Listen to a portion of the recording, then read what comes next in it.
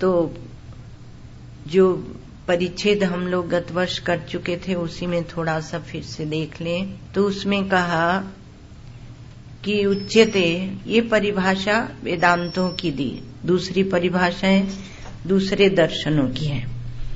तो आह कोयम अध्यासो नामेति उच्यते स्मृति रूपा परत्र पूर्व दृष्टाव भाषा। तो कहा कि ये अध्यास क्या होता है, स्मृति रूप होता है, और दूसरे में पूर्व दृष्ट को दूसरे को देखना। तो स्मृति रूप जब कहते हैं तो स्मृति रूप कहने से ये बता दिया कि वर्तमान में वह नहीं है, वस्तु जो दिख रही है वह वर्तमान में नहीं है, काल को काट दिया तो स्मृति रूप कह दिया। पूर्व दृष्ट होने से ये कह दिया कि वो संस्कार रूप है। दृष्टांत अपने सामने रखिए, जैसे रस्सी में आपको अंधेरे में सर्प दिखाई देता, थोड़ा अंधेरा थोड़ा प्रकाश। पूरी तरह अंधेरा हो तो कुछ भी अध्यास नहीं होगा, और पूरी तरह प्रकाश हो तब भी अध्यास नहीं होगा। पूरी तरह ज्ञान हो तब भी अध्यास नहीं होगा, और पूर्णतया ज्ञान हो तभी भी उन्हें अध्यास की कोई चिंता नहीं होगी।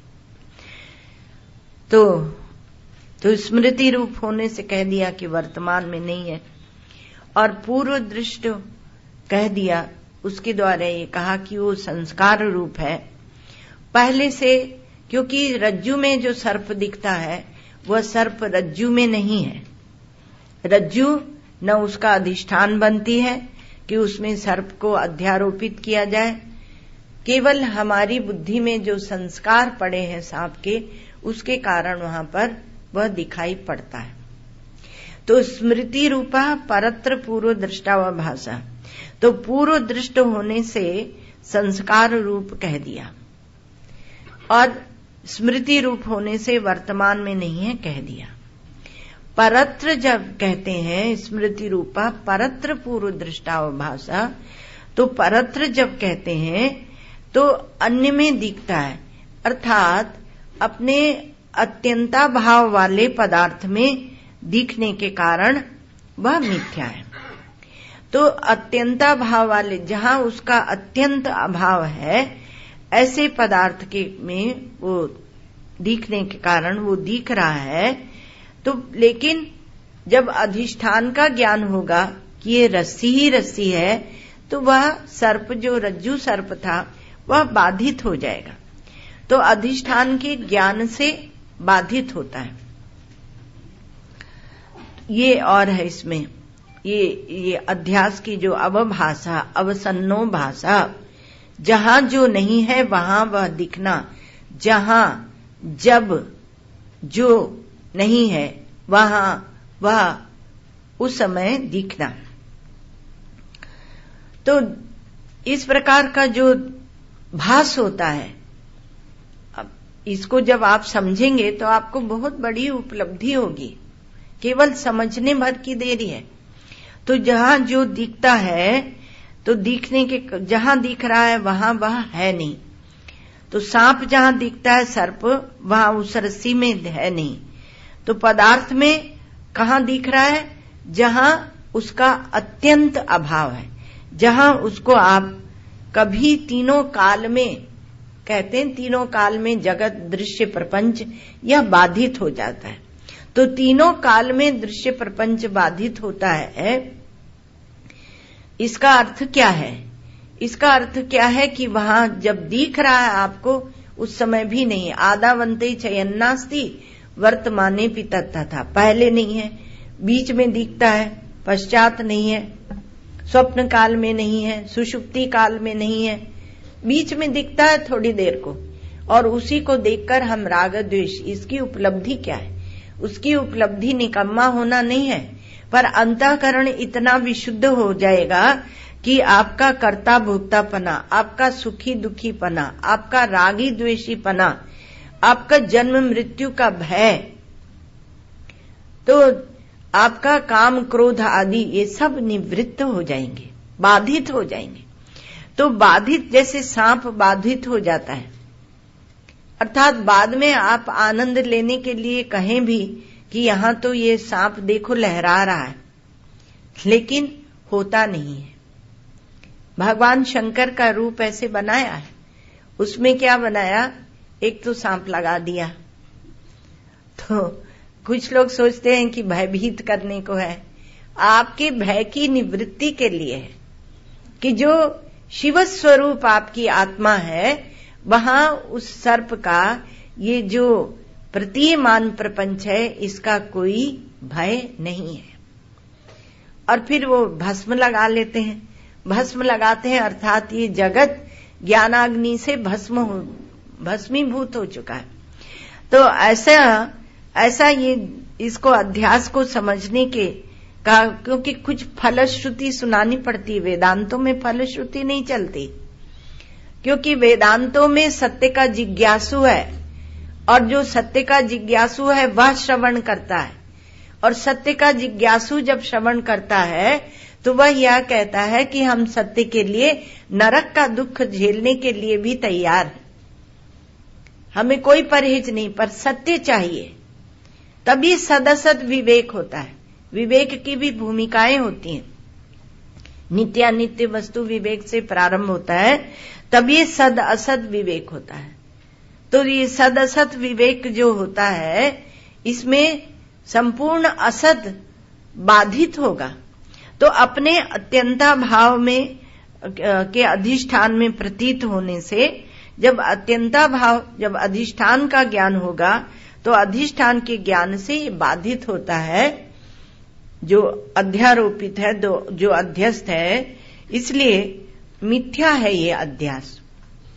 तो ज्ञान निवर्त्य है, ज्ञान होने से इसकी निवृत्ति हो जाती है, इस दृश्य प्रपंच की, जिसे हम इतना ठोस समझ रहे हैं। थोड़ा सा दृश्य प्रपंच को इसलिए बोल देते हैं जिसमें आपको धक्का लगे धक्का भी लगाना चाहिए, हमेशा आप वही सुने जो आपको अच्छा लगता। हमारे श्री गुरुदेव महर्षि महाराज जी कहते हैं कि जो तुम समझते हो वही तुम समझते रहो, तो तुम्हारी बुद्धि बढ़ेगी कैसे, सूक्ष्म कैसे होगी, पवित्र कैसे होगी। तो आपको थोड़ा धक्का लगे इसलिए दृश्य प्रपंच ले लेते हैं, लेकिन दृश्य प्रपंच नहीं, आपके अंतःकरण में जो जो कुछ भी दिख रहा है, अध्यास को केवल धर्म तक ही नहीं लेते, धर्म, धर्मी और स्वरूप, ये सबको लेते हैं। तो कहा कि देखो ये अध्यास, ये सर्वानुभव अध्यास है नहीं। कोई कहे हमें तो ये सत्य ही दिखता है, अलग अलग मतांतर है, गत वर्ष उसकी चर्चा हो चुकी है। तो कहा कि सत्य ही दिखता है, लेकिन अध्यास सर्वानुभव गोचर है, दिखता है लेकिन होता नहीं है। आपने जो अनुभव किया 10 वर्ष की आयु में, आज वह है नहीं, आपकी बुद्धि भी वह नहीं है, सब कुछ बदल गया। तो ये अध्यास सर्वानुभव गोचर है। वो ओंठ में लिपस्टिक लगाते हैं, श्री महाराज जी ये दृष्टांत बहुत देते थे, और लिपस्टिक लगा के और शीशे में मुंह देखते हैं तो उन्हें लगता है हमारे ओंठ लाल ही है, ऐसा ही सोच लेती है, क्योंकि अध्यास की आदत पड़ी। तो ओंठ भले ही काले हों, लेकिन वो लगा के उन्हें लगता है कि हमारे ओंठ लाल ही हैं। तो उसी तरह से ओंठ को सम्मान देती है कि ये ओंठ हमारे लाल हैं। तो ये ओंठ में जो लालिमा है, ये ऊपर से अध्यारोपित है, थोपी गई है। और जब वस्तु का ज्ञान होता है कि ओंठ लाल नहीं है, तब वो भ्रम की निवृत्ति होती है। तो थोड़ी देर को वो अध्यास को स्वीकृति देकर, या अध्यास सर्वानुभव गोचर, आप देखते हैं कोई गेरुआ रंग का वस्त्र पहन के कोई व्यक्ति आ रहा, आप सोचते हैं कोई महात्मा आ रहे हैं, चलो उठ के प्रणाम करेंगे। बाद में पता चला कि वो तो उस रंग का वस्त्र पहन के कोई, और ये प्रिंट वाली साड़ी होती है, कैसे होती है, तो वो तो स्त्री है, तो भ्रम हो जाता है। तो ये भ्रम सबको होता ही है। एक बार रामघाट में तो श्री उड़िया बाबा जी महाराज का उत्सव था, या दूसरा कोई उत्सव था, तो उसमें कथा चल रही थी, तो कथावाचक कथा कह रहे थे और हम आधा घंटा वेदांत सुनाते थे, क्योंकि आश्रम में रहते थे वहीं। तो हम थोड़ा ज्ञान की बात का प्रसंग तो हमने भी रामचरितमानस कर लिया, लेकिन कोई गीता ले ली, शिव गीता या कुछ, तो वेदांत का प्रसंग आ गया। तो कथावाचक महाराज को थोड़ा सा अच्छा नहीं लगता था, तो कथावाचक महाराज बोले कि ये अध्यारोप अध्यास, अब तुलसीदास जी ने बहुत प्रयोग किया, ये क्या होता है, ये इसी को दृष्टांत बना बना कि ये लोग वेदांती लोग ये बात कहते रहते हैं, वो द्वैतवादी थे। तो फिर द्वैतवादी तो वैसे नहीं थे, पर कथा में अपने को द्वैतवादी बना ही लेना होता है, क्योंकि तभी रस की उत्पत्ति होती है। तो वो क्योंकि शिवड़िया बाबा जी महाराज की परंपरा के थे, इसलिए द्वैतवादी तो नहीं थे। तो कुछ न कुछ छेड़खानी कर देते थे, हम नहीं करते थे, उन्हें सम्मान देते थे। फिर उसके बाद क्या हुआ कि हमारे यहाँ आश्रम में उन दिनों बाथरूम नहीं थे, तो शौच आदि के लिए बाहर जाना पड़ता था लोटा लेके। तो कथा पूरी हुई और वो लोटा लेकर गए और हल्ला मचा दिया महाराज, हल्ला मचा दिया। लोग टॉर्च ले लेकर आए, जिस रास्ते से पीछे बाहर जाना होता था, तो रास्ता ऐसे जैसे पार्क आदि में बनता ना, यूं जाओ फिर यूं जाओ और यूं जाओ, तो वहां से जाना ही पड़ेगा। अब जाना पड़ेगा और वहां सांप बैठा हुआ, तो सब हल्ला मचाया, तो सब टॉर्च ले लेकर आए, बड़ी बड़ी टॉर्च लेकर। तो देखा कि एक सूखी हुई ककड़ी थी, बहुत लंबी ककड़ी, और यूं गोल हो गई थी सूख के, और लग रहा था कि यूं सांप बैठा है। तो दूसरे दिन वो बोले कि रज्जू में सर्प होता है क्यों? और वो तो होता ही होता है, ककड़ी में भी सर्प होता है। तो इतनी लंबी वो पतली ककड़ी थी, वहीं से कहीं से खेतों से बहुत लाते हैं, जब कथा होती है तो किसान लोग ला ला के वही चढ़ाते हैं, खरबूजा और ककड़ी। तो ऐसा है कि ये सर्वानुभव गोचर है, सबको इसका अनुभव होता है। चाहे आप कहें कि ये अध्यास कहाँ से ले आते हैं, तो तद विवेकाग्रह निबंधनो भ्रमेति। तो एक बोलते हैं कि दो वस्तुओं का हम विवेक नहीं कर पाते हैं, तो अविवेक से एक का दूसरे पर अध्यास हो जाता है। तो विवेक अविवेक के कारण होता है। तो विवेक माने यथावत अलगाव करना, विचिर पृथक भावे से बनता है, जैसा है वैसा उसको अलग पृथक पृथक कर देना, तो इसको बोलते हैं विवेक। तो लेकिन अब क्या है कि पृथक की गई दोनों वस्तु सत्य है, ये सांख्यवादी बोलते हैं। वो बोलते हैं कि जो पृथक की गई हैं वो दोनों ही वस्तुएं सत्य हैं, अर्थात प्रकृति या दृश्य प्रपंच भी सत्य है और पुरुष जो चेतन है वह भी सत्य है। तो दोनों वस्तुओं को, तो पृथक की गई दोनों वस्तुएं सत्य हैं या झूठ है, इसका ऐसा नहीं कि एक खेल है, इसका विचार लक्ष्य तक जाता है। आप परब्रह्म परमात्मा को, सत्य को क्या मानते हैं? हम सत्यम ज्ञानम अनंतम श्रुति प्रमाण से मानते हैं, युक्ति से मानते हैं, विचार से मानते हैं, अनुभूति से मानते हैं। आप केवल उतना ही लेकर कि नहीं दुनिया को भी सच्ची रहने दो और ब्रह्म को भी सच रहने दो, तो दो सत्य कैसे होंगे? तो वो द्वैतवादी वो दो सत्य मानते हैं। तो सत्यानृत्य हमारी परिभाषा जो है उसमें सत्यानृत्य मिथुनी कृत्य नैसर्गिको एवं लोकाध्यास, पहले प्रथम प्रश्न में आप देख लेना। तो कहा कि सच और झूठ को मिलाकर और तब ये अध्यास होकर ये लोक व्यवहार चल रहा है। तो हम एक को झूठा करते हैं और एक को सत्य मानते हैं, करते नहीं, ऐसी वस्तु स्थिति है। सत्य और सत्य का मिथुनीकरण वो सांख्योक्त है, अर्थात वो कहते हैं कि दृष्टा भी सत्य है और दृश्य भी सत्य है। तो दृष्टा तो सत्य है ही, लेकिन वेदांतोक्त जो दृष्टा और दृश्य का विवेक है, हम भी दृष्टा दृश्य का विवेक करते हैं और हमारा सर्वोत्तम विवेक दृष्टा दृश्य का विवेक ही है। जड़ और चेतन का विवेक, कार्य और कारण का विवेक, नित्य और अनित्य का विवेक, ये सब पहले छोटी भूमिका के हैं। मुख्य विवेक दृष्टा और दृश्य का विवेक है, क्योंकि दृष्टा और दृश्य का विवेक होगा तो आप जागृत अवस्था का भी विवेक करेंगे, आप स्वप्न का भी विवेक करेंगे, आप सुषुप्ति का भी विवेक करेंगे। दृश्य तो आपका बदलता जा रहा है, एक अवस्था आती है, दूसरी चली आती है, तीसरी आ जाती है, दृश्य बदलता जा रहा है। यदि आप देह को कुछ मानते हैं, कुछ उसको अस्तित्व देते हैं, वो भी बदलता रहता है। वो भी बाल्यावस्था आती है, देहिनोस्मिन यथा देहे कौमारम यौवनम जरा, तो कौमार यौवन जरा वहां भी आते जाते रहते हैं। तो इसको लेकर दृष्टा दृश्य का विवेक जो है, तो वेदांत का जो विवेक है वो दृग्दृश्य विवेक है। दृष्टा दृश्य से भी आगे बढ़कर दृग्दृश्य दृष्टा दृश्य विवेक ही है। तो देश काल और वस्तु, कल इस पर थोड़ा सा हम लोगों ने विचार किया था। तो देश काल और वस्तु, ये तीनों का अस्तित्व है ऐसा हम मानते हैं। है वो ऐन्द्रियक, और जो ऐन्द्रियक होता है वो बदलता है, वो परिवर्तनशील होता है। जो परिवर्तनशील होता है वो मिथ्या होता है। मिथ्या मिथा सिद्धत्वात्, मिथ्या शब्द की कई परिभाषाएं आपको सुनाई।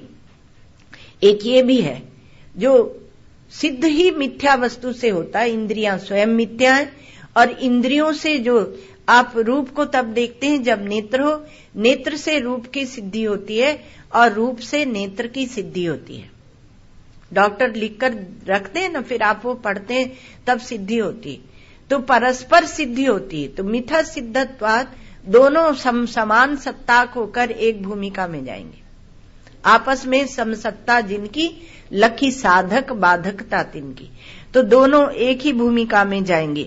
तो तीनों का ऐक्य जहां फुर रहा है जिस अधिष्ठान में, वो सत्य है।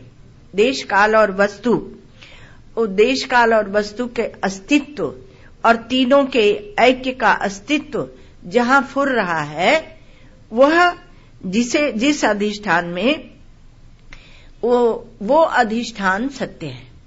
ठीक है। अब एक और वस्तु आती है, जो आपका, वो तो अधिष्ठान हमने जो दृश्य दिख रहा है उसके अधिष्ठान के रूप में एक सत्ता को स्वीकृति दी, चेतन सत्ता को स्वीकृति दी। चेतन सत्ता को, क्योंकि जड़ और चेतन का विवेक में कल आपको सुनाया था कि जड़ से सृष्टि हुई और एक चेतन से सृष्टि हुई, दो कारण माने जाते हैं। तो चेतन कारणवाद में सभी आस्तिक दर्शन आते हैं, और नास्तिक दर्शनों में विशेष करके चार्वाक वो जड़ से सृष्टि मानते हैं।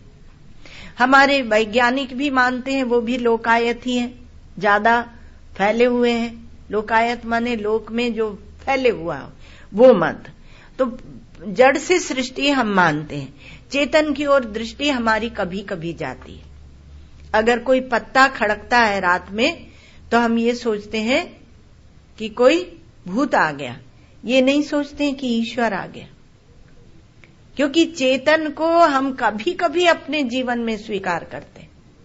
इसलिए बड़े भाग्यशाली हैं जो ईश्वर को मानते हैं, जो भगवान को पूजते हैं, भले सगुण साकार पूजे, कैसे भी पूजे, लेकिन वो उस समय चेतन को, समष्टि चेतन को स्वीकृति देते हैं। तो जिस अधिष्ठान में फुर रहा है ये देश काल वस्तु और इनका ऐक्य, एकता जिसमें फुर रही है।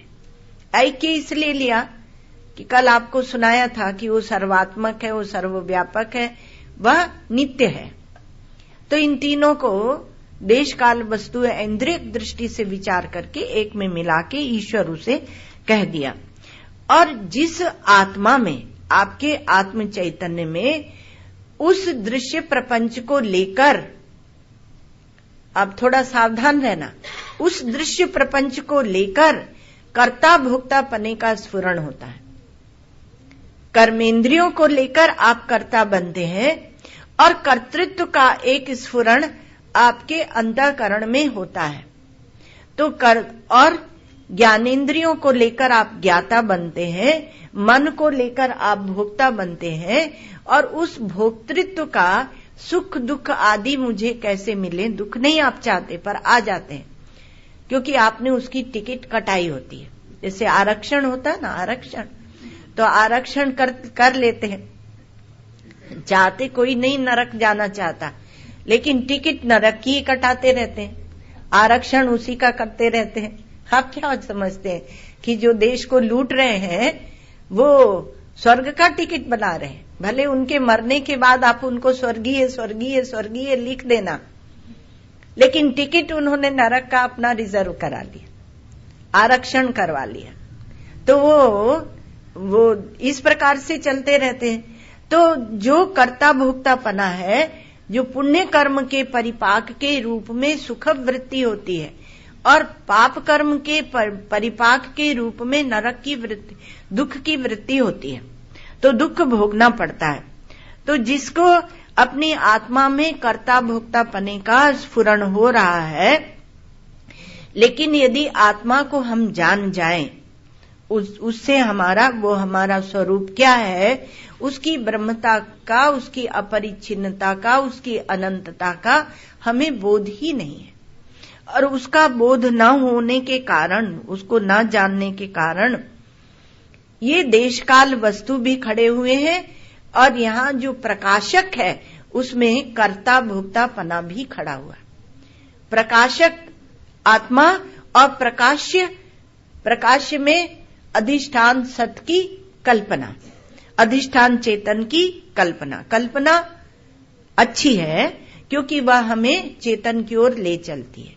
उपासना में हम उसको स्वीकृति देते हैं, क्योंकि उससे अंतःकरण की शुद्धि होती है और वह हमें परमात्मा की ओर ले चलती है। तो कर्तृत्व भोक्तृत्व और ये देश काल वस्तु, ये सिद्ध होते रहते हैं, लेकिन ये सिद्ध हैं या नहीं? क्योंकि जब आप विचार करेंगे तो ये केवल मालूम पड़ते हैं, प्रकाशमानता। जैसे स्वप्न का आपके पास दृष्टांत है, तो स्वप्न में आप वहां भी कर्ता भोक्ता बनते हैं और दृश्य प्रपंच को लेकर वहां कुछ बनाते हैं, बिगाड़ते हैं। कल बताया था आप्य, उत्पाद्य, संस्कार्य, विकार्य और विनाश्य, ये 5 प्रकार के कर्म के फल होते हैं और 5 प्रकार के आपके कर्म होते हैं। तो वहां भी आप उस प्रकार से कर्म करते रहते हैं। वहां भी आप खेती करते हैं कि अनाज उग जाएगा और खाएंगे। अब कहा महाराज आप तो मूल में चोट करते हो, क्या खाएंगे? नहीं, आप भी तो खाते हो। वो समान सत्ता है, देह की सत्ता के लिए उसकी आवश्यकता है। लेकिन जब हम परम वस्तु का विचार कर रहे हैं, परमार्थ वस्तु का विचार कर रहे हैं, तब वहां विचार करने की शैली दूसरी होती है। श्रीमद् भागवत में एक जड़ भरत का उपाख्यान है। तो राजा रघुगण को वो कहते हैं कि नसूरयो ही व्यवहारमेनम तत्वावमर्शेन सहा मनंती। जो विचारक होते हैं वो विचार के समय ये व्यवहार के पक्ष को नहीं लाते। व्यवहार के पक्ष को लेकर जो विचार करते हैं उनका विचार शुद्ध नहीं होता है। तो ये कर्तृत्व भोक्तृत्व और ये देश काल वस्तु, ये प्रकाशमानता के सिवाय और कुछ सिद्ध नहीं होते। प्रकाशक जो प्रकाश होता है वो हमारा प्रकाश कैसा है? स्वयं प्रकाश, आत्मा। तो ये प्रकाश से पृथक प्रकाश की सत्ता नहीं होती। जो भी दिखता है वो दिखने वाली जो वस्तु है वह दिखने से पृथक नहीं होती, और देखने वाले आप हैं। आपकी सत्ता से ये सब सत्तान्वित हो रहा है। आप प्रकाश स्वरूप चैतन्य हैं और आपके प्रकाश से ये समस्त देश काल वस्तु, यहाँ का ये व्यवहार और आपका कर्ता भोक्तापना भी, क्योंकि दृष्टा और दृश्य को आप विभाजन कहां से करेंगे? ये कर्ता भोक्ता भी आपका उसी भूमिका में जाएगा, दृश्य कोटि में ही जाएगा। उसको हम दृश्य कोटि में न डालकर और कुछ विशेष बना के रखते हैं, उसको हम अपना स्वरूप ये अध्यास है। अध्यास की गति बहुत दूर तक है, अर्थात अंदर तक है। आप अंदर बाहर बनाते ही देश की कल्पना से हैं। एक चमड़ी का लेप, हमारे श्री महाराज जी बात बहुत बार बोलते हैं कि आप एक चमड़ी का लेप लगाकर और तब अंदर बाहर का विभाजन करते हैं। आपके चेतन में ही, आपकी प्रकाशमानता में ही ये सब कुछ है, और जो भी दिखाई देता है उसके सिवा और कुछ नहीं है। तो किसी वस्तु का मालूम पड़ना, कोई वस्तु जब मालूम पड़ती है तो किसी वस्तु का मालूम पड़ना ही उसके अस्तित्व का साधक है। अर्थात आप ये कहते हैं कि हम इस दृश्य प्रपंच को देखते हैं, हमें मालूम पड़ता है, इसलिए यह है, ये कहते हैं। तो प्रश्न ये है कि मालूम पड़ना और अस्तित्व ये दोनों दो पृथक पृथक हैं कि नहीं? दोनों दो, मालूम पड़ना और अस्तित्व, प्रकाशमानता और सत्यता, अस्तित्व है पना, ये दोनों दो हैं कि नहीं? तो अस्तित्व यदि अस्तित्व को और मालूम पड़ने को, प्रकाशमानता को, चैतन्य को, अस्तित्व अर्थात सत्य को हम अलग अलग मानेंगे तो गड़बड़ी होगी। ये दोनों दो नहीं है, ये दोनों एक ही है। अस्तित्वहीन ज्ञान क्षणिक होता है, ज्ञान है पर वह अविनाशी नहीं है, वह अस्तित्वहीन है। अस्तित्व क्या होता है? अस्तित्व होता है मनुष्य है, पशु है, पक्षी है, कुर्सी है, आकाश है, घट है, पट है, मठ है, ये सब में हम है जो लगाते हैं। इसमें से आप घट को, पट को, मठ को, मनुष्य को, स्त्री को, पुरुष को, ये सबको निकाल दीजिए और केवल है को रखिए। तो केवल जो है उसे कहते हैं अस्तित्व। वो अस्तित्व, वो इजनेस, इंग्लिश में बोलते हैं ना इजनेस, तो वो है पना, वो है पना, वह अस्तित्व है। तो अस्तित्व है पना, तो अस्तित्व, तो अस्तिपना कह लीजिए। तो अस्ति अस्ति अस्ति माने है, तो संस्कृत का ही शब्द है, उसको हिंदी में ले आए हैं और अस्तित्व कहते हैं। तो ये अस्तित्व है। तो अस्तित्वहीन यदि ज्ञान होता है तो वह क्षणिक हो जाता है। ज्ञान है लेकिन पता नहीं कब उड़ जाएगा। ज्ञान माने आपका अनुभव, ज्ञान अर्थात आपका चेतन, आपका कॉन्शियसनेस। तो ज्ञान है, चेतन है, लेकिन घड़ी भर को है और फिर उसके बाद उड़ गया। तो ऐसा नहीं, ज्ञान तो रहता ही है।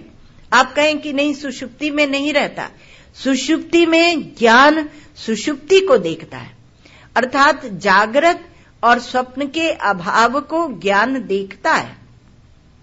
ज्ञान का अभाव नहीं होता, आपके दृश्य का परिवर्तन होता है, दृश्य बदल जाता है। दृश्य जागृत का दृश्य आया और गया, स्वप्न का दृश्य आया और गया, और जागृत और स्वप्न के अभाव का दृश्य आया और गया, जिसको हम सुषुप्ति कहते हैं। लेकिन आपका जो है पना है वह तो रहता ही है, आपका चेतन जो ज्ञान है वह रहता ही है। तो यदि अस्तित्वहीन ज्ञान है तो क्षणिक होगा, और बौद्धों के पास श्रुति प्रमाण नहीं था, इसलिए उन्होंने वो क्षणिक विज्ञान में पहुंच गए। उनका आत्मा क्षणिक विज्ञान हो गया, वो अस्तित्वहीन ज्ञान हो गया, इसलिए वो क्षणिक हुआ। और ज्ञानहीन जो अस्तित्व होता है वह जड़ होता है। ज्ञानहीन अस्तित्व जड़, अर्थात अस्तित्व तो है लेकिन उसका ज्ञान है ही नहीं। तो जड़ांध परंपरा होती है, वो है कि नहीं है ये कैसे पता चलेगा? शून्यवादियों का शून्य, एक क्षणिक विज्ञानवादी है बौद्धों में प्रमुख, और एक शून्यवादी है। तो शून्यवादियों ने कहा कि सब शून्य से हुआ, और शून्य क्योंकि वो अध्यस्त और अधिष्ठान हम जैसे दो मानते हैं, रस्सी और सांप, तो उनका जो अधिष्ठान है वह भी क्षणिक विज्ञान है अथवा शून्य है। तो शून्यवादियों ने कहा कि सृष्टि शून्य से हुई। तो वेदांतियों ने पूछा कि तुमने शून्य को देखा? नहीं देखा तो तुम्हारी कल्पना है, शून्य सिद्ध ही नहीं होता। और देखा तो जो देखने वाला था, श्रुति उसको सत्यम ज्ञानम बता रही है, इसलिए जो तुम्हारा शून्य है वह शून्य सिद्ध नहीं होता। शून्य को यदि किसी ने अनुभव किया, तुमने अनुभव किया शून्य को कि शून्य से सृष्टि हुई, तो तुम जो अनुभव करने वाले थे तुम सत्य हो, तुम ज्ञान हो। इसलिए शून्य को सिद्ध मत करो। तो जड़ और चेतन के अविवेक से ये द्वैत भासता है, इसका विवेक नहीं किया गया और इसलिए ये मिथ्या है। सांख्यवादियों ने कहा, ये ब्रह्मसूत्र का विचार लंबा इसलिए हो जाता है क्योंकि बहुत से वादी खड़े होते हैं। भाष्यकार भगवान ने स्वयं ही खड़े किए, तो हम लोग तो उसको थोड़ा सा मीठा सीठा करके दृष्टांत देकर थोड़ा चाशनी लगा के आपको सुनाते हैं कि जिसमें आप गपाक से खा ले थोड़ा आपको रस बना रहे। नहीं तो आप कहेंगे देखो, बुद्धि को सूक्ष्म करके और उस सूक्ष्म रस का स्पर्श करना ये ज्यादा बड़ी बात है, इसको छोटी बात मत समझना। और इसलिए वेदांत के श्रोता थोड़े ही होते हैं, बहुत भीड़ बड़ी नहीं होती है, क्योंकि कोई भी बुद्धि को सूक्ष्म नहीं करके रहना चाहते हैं और मोटा मोटा स्थूल जो मानसिक आनंद होता है उसी को लेते रहते हैं। आप देखिए कितनी स्थूल वस्तुएं परोसी जाती हैं आपको सुख देने के लिए, लेकिन कोई विचारक होता है वो कहता है कि हमें इन स्थूल वस्तुओं में अब सुख लगता नहीं है, उसको बोलते हैं वैराग्य। अनित्यम असुखम लोकम इमम प्राप्य भजस्व माम, भगवान बोलते हैं अनित्य है, असुख है, इस क्योंकि ये क्षणिक है। जो क्षणिक, जब हम मान ही क्षणिक को रहे हैं तो उसका सुख भी क्षणिक होगा। तो जो क्षणिक को मानते हैं तो उनका जो ज्ञान है वो अस्तित्वहीन ज्ञान है। तो जड़ और चेतन का जो विवेक है उससे चेतन की ओर जब हम चलते हैं तो ये प्रकाशमानता में ही ये सब कुछ मालूम पड़ रहा है। तो सांख्यवादी एक प्रश्न पूछते हैं यहां वेदांतियों से कि तुम्हारा जो ये अध्यास है, माने भ्रम है, और इसके मूल में जो अविद्या है, तो भ्रम कहिए, अध्यास कहिए, अविद्या कहिए, वह कोई वस्तु है या नहीं? वस्तु है या नहीं? यदि कहते हो कि अविद्या है, अविद्या का हम लोग परिभाषा ही करते हैं कि न विद्यते इति, जो है नहीं और लगी हुई है, तो भाव रूपा है। तो उन्होंने पूछा कि यदि आपकी ये अविद्या नहीं है, अवस्तुना बंधा योगात, यदि आपकी ये अविद्या नहीं है तो ये बंधन कैसे करेगी? और फिर इतना घटाटोप मचाने की, इतना शास्त्रारंभ करने की, ये ब्रह्मसूत्र प्रारंभ करने की क्या आवश्यकता है? क्योंकि जब अविद्या है ही नहीं तो वो कहां से बंधन करेगी, जो चीज है नहीं। और वास्तव में हम लोग बंधन और मोक्ष मानते नहीं ना। बहुत इस पर हमारे गौड़पादाचार्य जी महाराज ने तो बहुत लिखा, न निरोधो न चोत्पत्ति न बद्धो न च साधका न मुमुक्षुर न वै मुक्ता इत्येषा परमार्थता, बहुत बोला है हमारे यहाँ वेदांतों में। तो कहा कि वो न मुमुक्षुर न वै मुक्ता, न मुमुक्षु कोई होता न कोई मुक्त होता है, ये सब वास्तविक वस्तु दृष्टि से कुछ है नहीं। तो सांख्यों ने पकड़ा गला और उन्होंने कहा उभयता पाशा रज्जु, दोनों तरफ से पाश। तो उन्होंने कहा यदि आपकी अविद्या है नहीं तो आप ये बताइए कि बंधन कैसे होगा? अवस्तुना बंधा योगा और वस्तुत्वे सिद्धांत हानि। और आप कहते हैं कि नहीं अविद्या है, अविद्या है, तो सिद्धांत की हानि है। आप अद्वैत को लेकर चलते हैं और द्वैत हो जाएगा।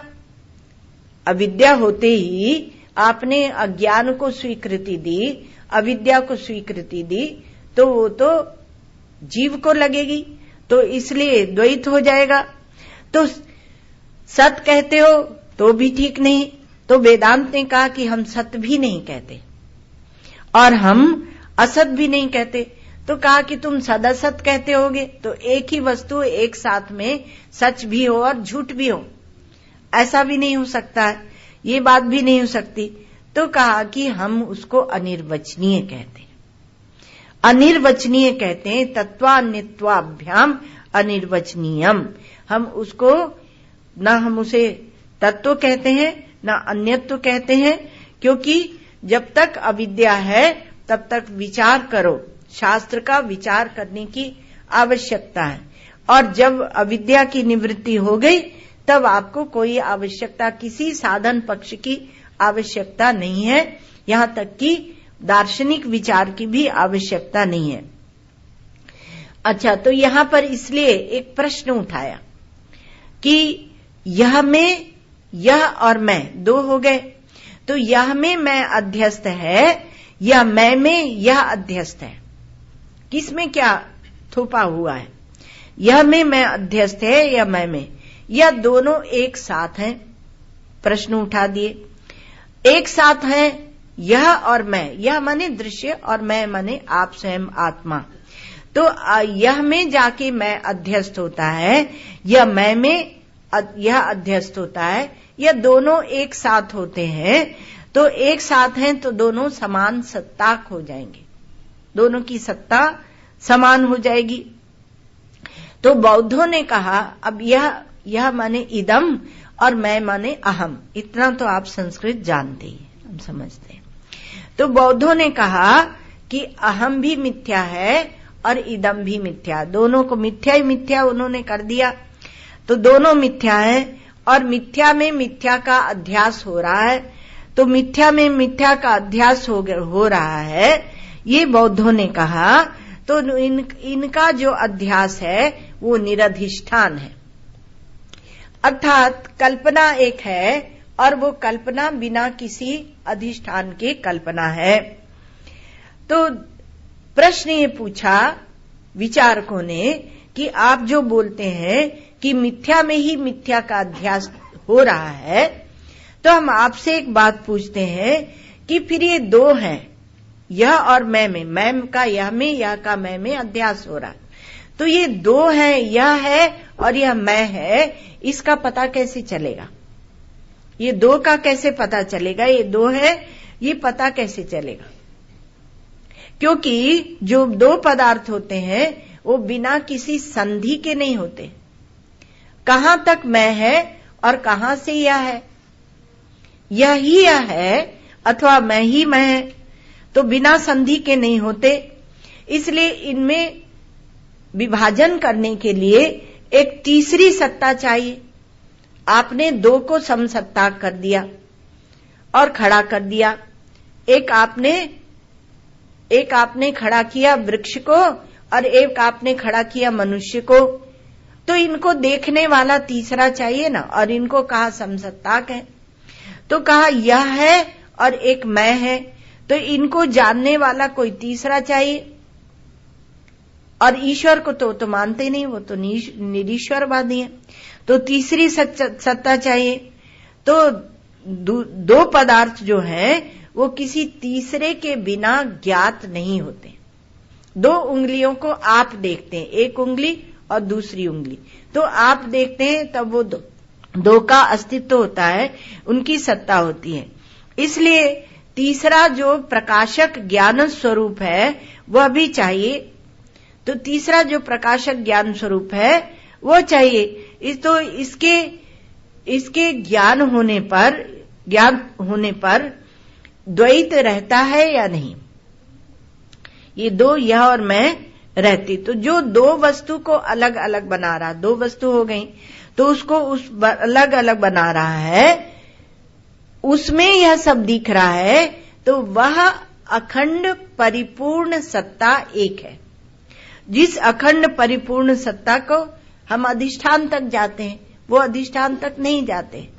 जो अधिष्ठान तक नहीं जाते वो अंतःकरण तक रहते हैं। जितने मतांतर है वो अंतःकरण तक रहते हैं, इसलिए उन्हें मत कहते हैं। अब अद्वैत को मत कहना कहा जाता है, विश्वविद्यालयों में, यूनिवर्सिटीज में कहा जाता है, पर उसे मत कहना। एक बार शिवड़िया बाबा जी महाराज से एक साधक ने जाके पूछा कि बाबा हम लोग अद्वैतवादी हैं ना? तो बाबा ने कहा, शिवड़िया बाबा जी महाराज ने, कि अद्वैत क्या कोई वाद होता है? तुम स्वयं अद्वैत हो, तुम स्वयं अद्वैत हो। अद्वैत कोई वाद नहीं होता। तो जब तक आप बुद्धि में बैठकर विचार करते हैं तो अद्वैत एक वाद है, लेकिन जब आप बुद्धि के परे जो परमार्थ सत्य है उसमें पहुंचते हैं तो अद्वैत कोई वाद नहीं है। तो अखंड सत्ता का ज्ञान होने पर वस्तु का द्वैत रहेगा कि नहीं, इसलिए विचार करना जरूरी है। वो कहते हैं ना कि विचार क्यों करते हो, सांख्यवादी कहते हैं कि तुम क्यों विचार करते हो, तुमने तो सब अविद्या में डाल दिया, तुम्हारे तो अद्वैत ही अद्वैत है। तो अद्वैत में न कोई जीव है, न कोई जीवत्व है, न बंधन है, न मोक्ष है, तो तुम क्यों विचार करते हो? तो कहा कि वस्तु का द्वैत रहेगा कि नहीं, उस अखंड अद्वितीय परमार्थ सत्ता में पहुंचने पर द्वैत नहीं रहेगा। लेकिन जब तक वहां नहीं पहुंचते तब तक विचार जरूरी है। जब तक ज्ञान नहीं है तब तक द्वैत मालूम पड़ता है, प्रतीत होता है, दिखता है, उसका हम अनुभव करते हैं, उसमें हम व्यवहार करते हैं, उसके निषेध के लिए जरूरी है। तो जड़ में से ज्ञान होगा, जड़ में से ज्ञान होता है ये चार्वाक मानते हैं, और ज्ञान से जड़ होता है ये उपासक मानते हैं, और ज्ञान और जड़ दोनों क्षणिक है या बिल्कुल नहीं है ये बौद्ध मानते हैं। तो ज्ञान के बिना वस्तु की सत्ता सिद्ध नहीं होती है, ज्ञान चाहिए। ज्ञान माने चेतन समझना। ज्ञान से आप ये मत समझ लेना कि कोई बहुत बड़ी पढ़ाई हमें करनी पड़ेगी तब हम वेदांत का विचार कर सकेंगे, नहीं। आप आराम से समझिए, और कोई शब्द समझ में नहीं आता तो आपको प्रश्न पूछने का पूरा अधिकार है, आप पूछ सकते हैं। तो कहा कि ज्ञान पहले है और जड़ सत्ता बाद में। तो ज्ञान पूर्ववर्ती है और जड़ सत्ता उत्तरवर्ती है, ये जड़वादी मानते हैं। और दूसरे उसका उल्टा भी मानते हैं, वो बोलते हैं कि नहीं, पहले चेतन सत्ता है, बाद में जड़ सत्ता है, और एक समान सत्ता दोनों साथ साथ में है। जैसे हमारे सांख्यवादी हैं, दोनों समान सत्ताक मानते हैं। तो समान सत्ताक, अब जो एक परमार्थ वस्तु को सत्य मानते हैं और दूसरे को मिथ्या मानते हैं। तो प्रकाशक जो है वह प्रकाशक मैं होता है हमेशा। प्रकाशक यह और मैं का समान सत्ताक यदि हम इनको मानते हैं तो इनको अलगाव करने वाला वो प्रकाशक आपका चेतन स्वयं प्रकाश है, और प्रकाशमानता ही सत है। प्रकाशमानता वही सत है, अर्थात चेतन और सत्य, चेतन ही सत्य है और उसका कभी अभाव नहीं होता। जो सत्य है वही ज्ञान है, इसलिए हम प्रकाशमानता ही सत्य है, और जो सत्य है वही ज्ञान है। प्रमाण हमारे पास श्रुतियां हैं, सत्यम ज्ञानम अनंतम। तो सत्यम ज्ञानम है, तो ज्ञान क्षणिक नहीं है क्योंकि सत है, और सत जड़ नहीं है क्योंकि उसका ज्ञान होता है, अपने अस्तित्व का बोध हमें होता है। तो जड़त्व से विलक्षण और क्षणिकत्व से विलक्षण, जड़त्व से विलक्षण और क्षणिकत्व माने काल ले लेना, और जड़त्व माने पृथक पृथक जो द्वैत आप वस्तुएं देखते हैं उसको बुद्धि में उसको ले लेना, और क्षणिकत्व से विलक्षण और संकोच विस्तार से विलक्षण। संकोच विस्तार में आप देश को ले लेना, क्षणिकत्व में आप काल को ले लेना, और जड़त्व में आप वस्तु को, द्रव्य को ले लेना। तो वस्तु जो द्रव्य आकृतियां दिखती है, जिनका आप भिन्न भिन्न नाम देकर और व्यवहार करते हैं, तो उस जड़त्व से विलक्षण, क्षणिकत्व से विलक्षण और संकोच विस्तार से विलक्षण जो प्रकाशमानता है, वह आत्म स्वरूप है, वह आत्म स्वरूप है। तो जो प्रकाशमानता को समझने के लिए उसके दो भेद किए गए, बाधित प्रकाशमानता और अबाधित प्रकाशमानता। तो बाध्यमान जो प्रकाशमानता है और अबाध्यमान प्रकाशमानता। तो बाध्यमान प्रकाशमानता माने क्या होता है कि एक चीज ऐसी होती है जो दिखती है और लुप्त हो जाती है, दिखती है और लुप्त हो जाती है, और उसी को हम ठोस समझ के व्यवहार करते रहते हैं। दिखती लुप्त हो जाती, रोज सपने में बदल जाती है, रोज सुषुप्ति में लुप्त हो जाती है। ये तो आपको बहुत बड़े, आपके विचार की भूमिका बहुत बड़े स्तर पर है। ये समझकर हम जागृत, स्वप्न, सुषुप्ति का दृष्टांत देते हैं, नहीं तो छोटी छोटी चीजों का दृष्टांत दें। कहो तो आपके जो पकवान होते हैं, खीर पूड़ी, उनका दृष्टांत दें।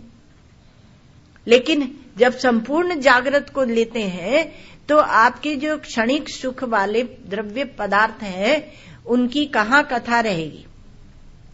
तो बाध्यमान प्रकाश जो दिखती है और लुप्त हो जाती है, और अबाध्यमान प्रकाशमानता वो ऐसी है जो दिखती है और लुप्त नहीं होती है।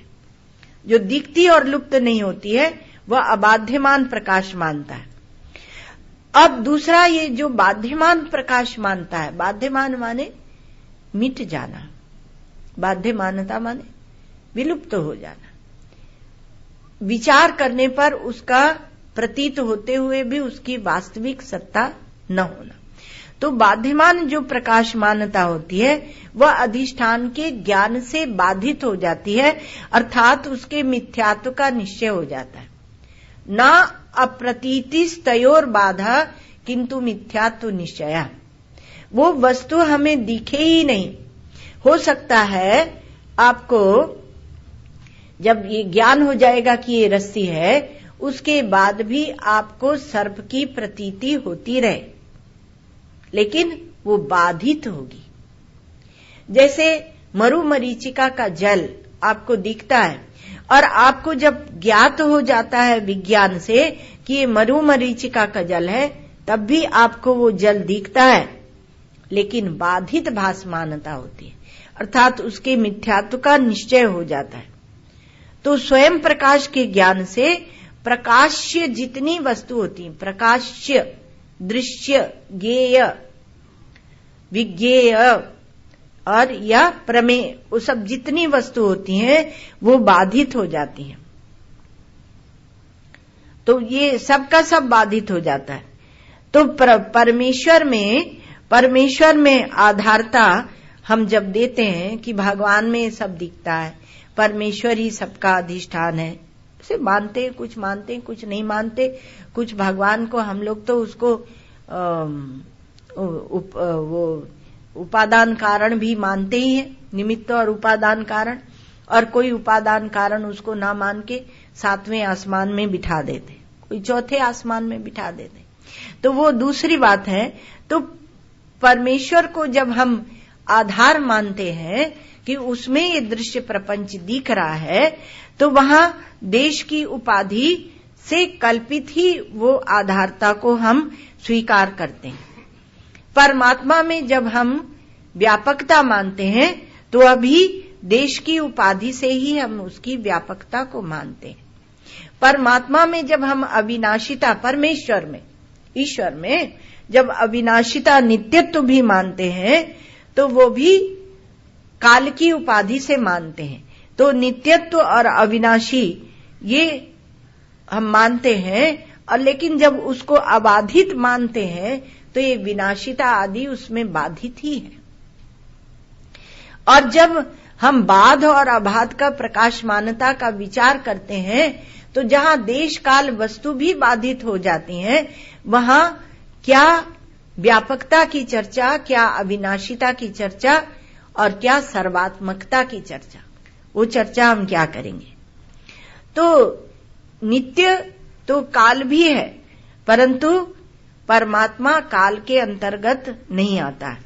वो नित्यता से विलक्षण है। परमात्मा वो नित्यता से विलक्षण है और वो स्वयं प्रकाश आत्म स्वरूप है।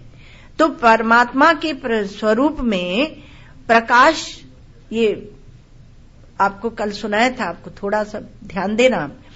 तो कहा कि प्रकाश से जो वस्तु होती है, जो दिखती है, वो परमात्मा में अन्वित है। अन्वित है मतलब सब उसी में पिरोई हुई है। सूत्रे मणिगणाइव, तो सब उसमें अनुस्यूत है, अन्वित है। तो अन्वित भी नहीं है और व्यतिरिक्त भी नहीं है।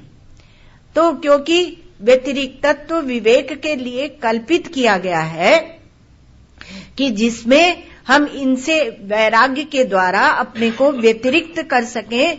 ये जिन वस्तुओं में हम उलझे हुए हैं उनसे हम अपने को पृथक कर सकें। और अन्वितत्व उपासना के लिए दिया गया है कि जो सर्व है उसमें हम उस ईश्वर का भाव बना सकें, उसके लिए अन्वित रूप दिया गया है। और दूसरी बात कि जब हम सब में ईश्वर को देखते हैं तो राग द्वेष की निवृत्ति हो जाती है। निज प्रभुमय उमा जे राम चरण रत, विगत काम मद क्रोध, निज प्रभुमय देखई जगत, कैसन करें विरोध। अब किससे विरोध करें। तो इसलिए परमात्मा का जो सच्चित आनंद स्वरूप है, उसमें आनंद का प्रतिबिंबन अंतःकरण में प्रेम के रूप में होता है। तो सब में मेरे प्रभु हैं, सब में मेरे प्रभु हैं, तो एक प्रेम का उल्लास होता है। वो किसी से द्वेष नहीं कर सकता और राग भी नहीं कर सकता, क्योंकि प्रेम वह होता है जिसमें असंगता बनी रहती। ओम सर्वे भवन्तु सुखिनः, सर्वे सन्तु निरामया, सर्वे भद्राणि पश्यन्तु, मा कश्चित् दुःख भाग् भवेत्। असतो मा सद्गमय, तमसो मा ज्योतिर्गमय, मृत्योर्मामृतं गमय। ओम पूर्णमदः पूर्णमिदं पूर्णात् पूर्णमुदच्यते, पूर्णस्य पूर्णमादाय पूर्णमेवावशिष्यते। ओम शांति शांति शांति।